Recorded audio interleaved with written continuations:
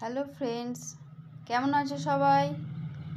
আজকে আমি তোমাদেরকে ইংলিশে গ্রামারের একদম বাচ্চাদের থেকে শুরু করব। ধরো লেটার থেকে, লেটার, অ্যালফাবেট এইগুলো সম্পর্কে আমি তোমাদেরকে ধারণা দেবো। প্রত্যেকে একটু মনোযোগ সহকারে দেখো। আমরা প্রথমে লেটার শিখব। আমরা প্রত্যেকেই জানি যে ইংলিশ লেটার মানে যেটা আমরা বলি বর্ণ বাংলাতে, এ বি সি, এই যে আমরা লেটারগুলো জানি, এটা প্রত্যেকটাকে কি বলে বাংলাতে? এগুলো হচ্ছে বর্ণ, আর ইংলিশে লেটার। এই লেটার আমরা দুই ভাগে ভাগ করব। এক নাম্বার ক্যাপিটাল লেটার, আর একটা স্মল লেটার। এই যে ক্যাপিটাল লেটার আমরা যে লিখি বড় হাতের এ বি সি ডি, এইরকম পরপর করে এই যে বড় হাতের লেখা, এইগুলোকে আমরা বলবো ক্যাপিটাল লেটার। ওকে? আর এই একই রকমভাবে এটাই যে স্মল হাতে লিখছি, স্মলগুলো A B C D E F, এই যে পরপর আছে না, ঠিক এই ছোট ছোট যে লেখাগুলো, ছোট বলতে আকারে ছোট সেটা কিন্তু না, এটার টাইপটা, এটা হচ্ছে স্মল। তাহলে আমরা বুঝলাম কি, লেটার দুই ধরনের, ক্যাপিটাল লেটার, স্মল লেটার। ওকে?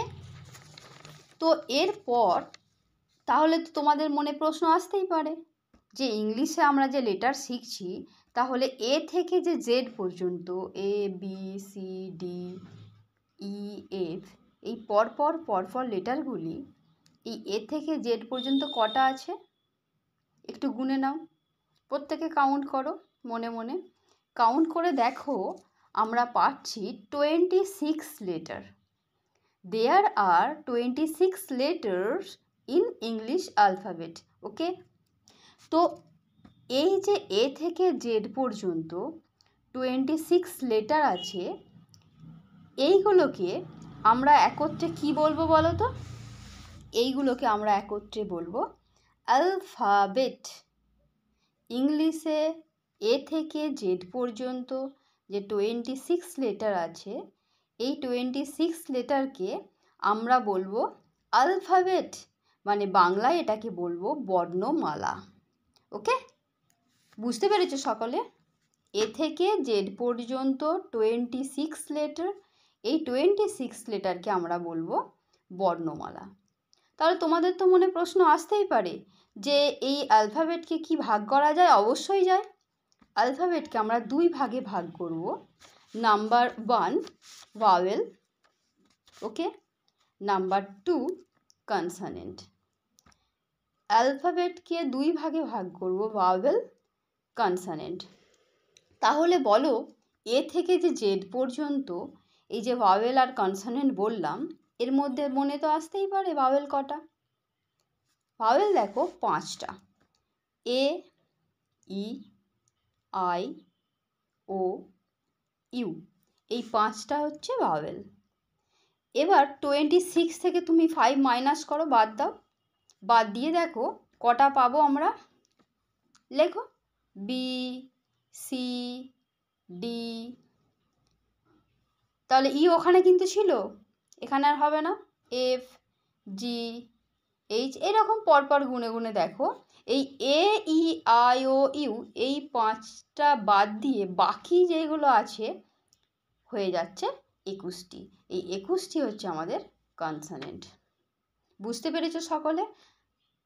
এরপরে তাহলে তোমাদের মনে প্রশ্ন আসতে পারে যে অ্যালফাবেট দুটো হলো ভাওয়েল কনসোনেন্ট, 5টা হলো ভাওয়েল, 21টা হয়ে গেল কনসোনেন্ট, তো একটা এরকম ওয়ার্ড বলতে হবে, ধরো মানে যে কোনো শব্দ, সেই শব্দটার মধ্যে 5টা লেটার আছে কি না তোমাদের মনে প্রশ্ন আসতে পারে। কেমন আমরা পারবো কি দেখি। দেখো, এডুকেশন, এই যে শব্দটা তোমাদেরকে আমি লিখে দিয়েছি এখানে, তোমরা দেখো EDU CATION, এই এডুকেশন ওয়ার্ডটার মধ্যে তুমি দেখো প্রথমে এ আছে, তারপর পেয়ে যাচ্ছি ই, তারপর আই, ও পেয়ে যাচ্ছি, এই আইও হলো, আবার এখানে দেখো ইউ আছে। তাহলে আমরা যে 5টা ভাওয়েল শিখেছিলাম প্রত্যেকটাই আছে, এ আছে, ই আছে, আই আছে, ও আছে, ইউ আছে। এই ওয়ার্ডটার মধ্যেই 5টি ভাওয়েলই আছে এডুকেশনটার মধ্যে। তখন তোমার এইটা দেখে মনে হতেই পারে যে এই ওয়ার্ডটার মধ্যে 5টা ভাওয়েল পেলাম, তাহলে এইটা বলে দিন যে এমন একটা সেন্টেন্স যার মধ্যে আমাদের 26 লেটার থাকবে। মনে তো হতেই পারে। তো কোনো টেনশন করার কিছু নেই, আমি তোমাদেরকে এটাও বলে দিচ্ছি। এখানে একটা আমি সেন্টেন্স লিখেছি, দেখো, আ quick brown Fox jumps over the lazy dog.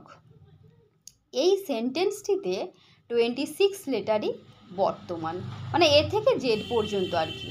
তাহলে আ quick brown Fox jumps over the lazy dog, পরপর দেখো এখানে এ আছে, বি আছে, সি আছে, এরকম করে পরপর করে তোমরা মিলিয়ে দেখো, সি আছে, ঠিক আছে, এবার ডগেতে আছে ডি, এরকম পরপর মিলিয়ে দেখবে। 26 লেটারের বেশি এখানে হতে পারে, কিন্তু অরিজিনালি কি 26 লেটার অ্যালফাবেটের মধ্যে। তাহলে এ থেকে জেড পর্যন্ত 26 লেটারে এই সেন্টেন্সটার মধ্যে আছে। আশা করছি সবাই বুঝতে পেরেছো। যদি কারো কোনো সমস্যা থাকে আমাকে কমেন্ট করতে পারো। ওকে, বাই।